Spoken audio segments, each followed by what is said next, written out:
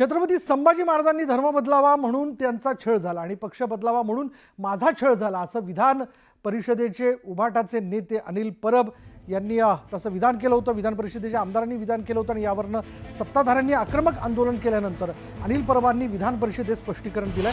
माझं भाषण संपूर्ण तपासून बघा, माझ्यासाठी छत्रपती संभाजीराजे दैवत आहेत आणि त्यामुळे माझ्याकडून संभाजीराजेंचा अपमान कधीही होणार नाही असं अनिल परब यांनी म्हटलंय।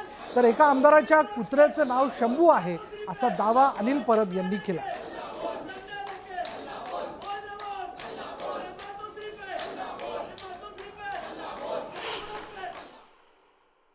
छत्रपती संभाजी महाराज माझ्यासाठी दैवत आहे आणि छत्रपती संभाजी महाराजांच्या पायावरती डोकं ठेवायला मला कधीच लाज वाटणार नाही। ते माझं देव आहेत। मी काल काय बोललो हे आपण तपासून घ्या।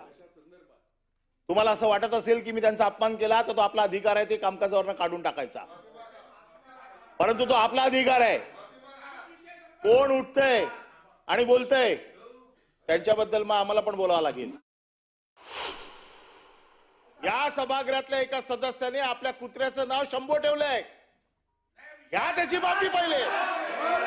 शंभू नाव ठेवलंय या गुढीपाडव्याला, त्याची माफी मागणार काय? त्याची माफी मागणार काय?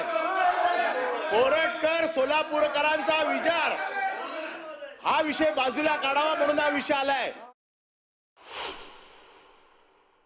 या ठिकाणी मी अनिल परबांचा धिक्कार करतो। याचं कारण झाल्यानंतर सुद्धा आपण बोललेलं कसं योग्य आहे हे प्रमाण देत ही आहे। मगरुरीचा हे आहे की शंभू राजा कुत्र्याचं नाव, पुन्हा त्या ठिकाणी पिजन बॉक्स कबुतराच्या भोकात गेलेल्याचं समर्थन। कुठलं सभापती महोदय सभागृह आहे? सभापती महोदय केलेल्याचं कुठलंही त्यांना त्या ठिकाणी वाटत नाही की आपण चुकीचं केलंय आणि हे सभापती महोदय हे आम्ही खपवू घेणार नाही। आमची मागणी आहे छत्रपती संभाजी महाराज यांच्या विषयी अपशब्द बोलल्यावर ते त्या ठिकाणी तुमच्यावर ढकलतात प्रकरण की तुम्ही बघा काय तुलना केली। अहो